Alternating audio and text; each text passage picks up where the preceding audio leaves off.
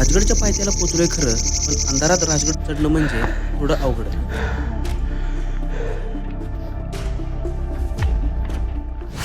तर मित्रांनो, आता 6:53 झालेले आहेत आणि जस्ट आपण राजगडच्या बेसला पोचलेलो आहोत. आपण आता राजगड सर करणार आहोत पाली दरवाजा मार्गे आणि आज रात्री मुक्काम करणार आहोत.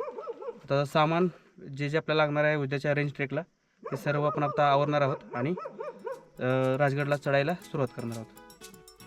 जिथं दिवसा दमछाक होते तिथं रात्रीच्या अंधारात चढायचं ठरलं, कारण सकाळी राजगड चढायला सुरुवात केली तर ट्रेक 2 दिवसात पूर्ण होणार नव्हता. म्हणूनच आवरावर केली आणि राजगडची चढाई सुरू केली.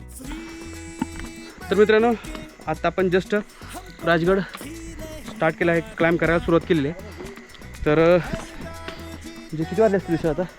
एक्झॅक्ट 7:28 झाले, पूर्ण रात्र झाली. आकाशात तारे चमकायला लागले होते, पण आमच्या वाटेला प्रकाश नव्हता. फक्त टॉर्चचा एक बारीक प्रकाश आणि समोर असलेला अंधार. प्रत्येक पाऊल टाकताना वाटत होतं आता थांबावं का, पण मागे वळून बघितलं तर खाली फक्त होता काळोख आणि वर होतं एक स्वप्न. तर मित्रांनो, आत्ता आपण पोचलो आहोत मुख्य दरवाजा. हा आहे मुख्य दरवाजा.